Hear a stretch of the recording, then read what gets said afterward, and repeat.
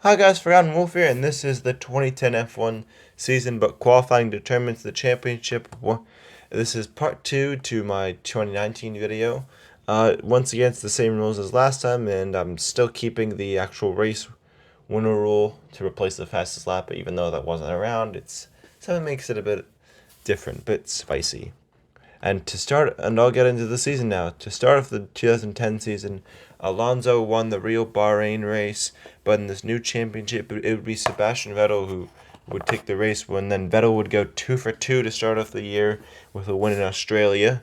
And moving to Malaysia, ironically, the race that Vettel won, he wouldn't win, as Mark Webber wins in Malaysia, I believe, and Vettel will strike right back in China as in the real race, Button won, but Vettel took pole, which means Sebastian Vettel takes his third victory of the season, and Red Bull take 4 in a row to start the season.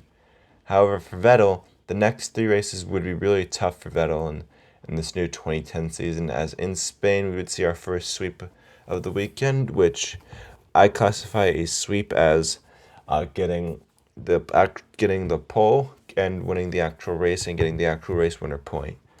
Uh, with this new qualifying race and getting the actual point, it would go to Mark Webber in Spain in the Red Bull, and then in Monaco, Vettel would sweep the not Vettel Webber would sweep the weekend again to make it a huge comeback for him, and then I and then in the next race, Turkey, it would be Mark Webber taking his third Grand Prix win in a row, taking the championship lead by 3 or 4 points for the first time this season.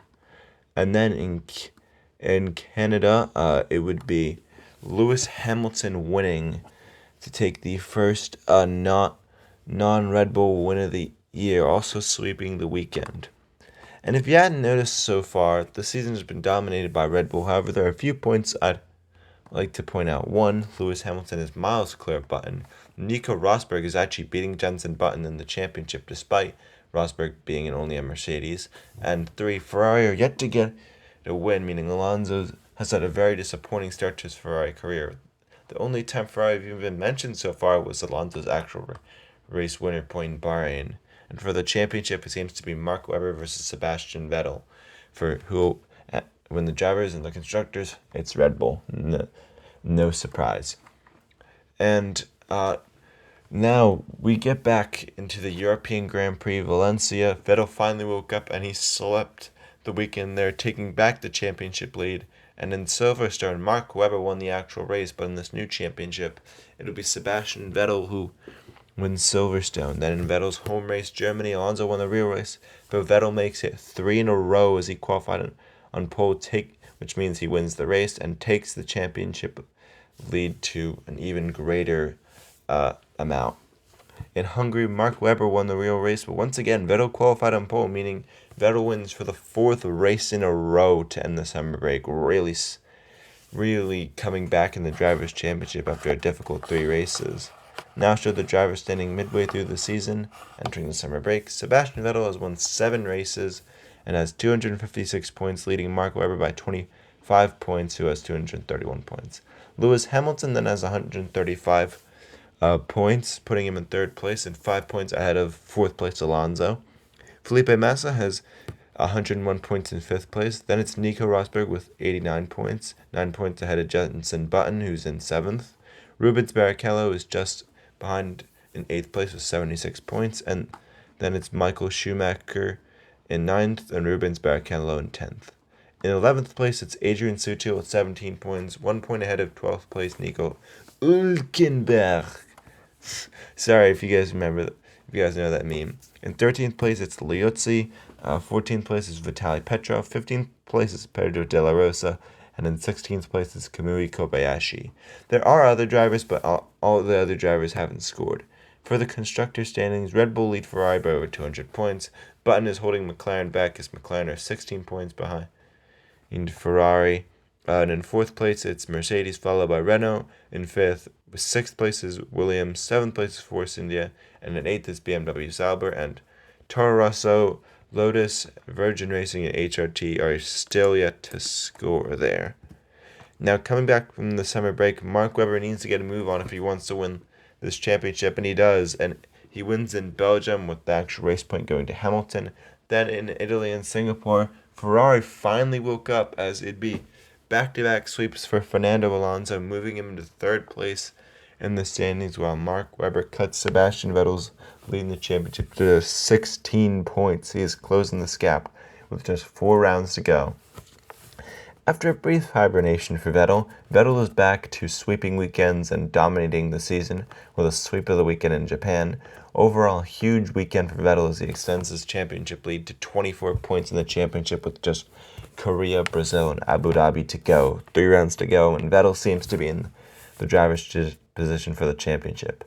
In Korea, it was Alonso who won the actual race, but Vettel got pole in qualifying, meaning he wins, further extending his lead over Mark Webber.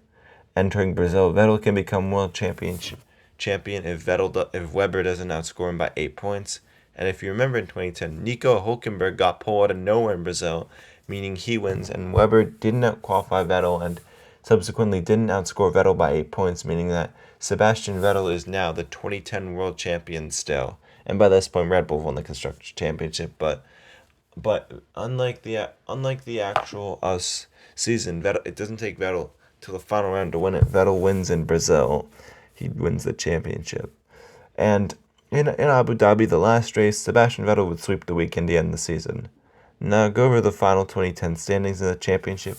In first place, Sebastian Vettel wins the championship with Mark Webber in second, and Hamilton beats Alonso to third place. Then it was Jenson Button in fifth with a very solid comeback in the second half of the season. In sixth place, it's Felipe Massa. Then behind him, it was Rosberg in seventh, Kubica in eighth, Schumacher in ninth, and Barrichello in 10th to round out the top 10.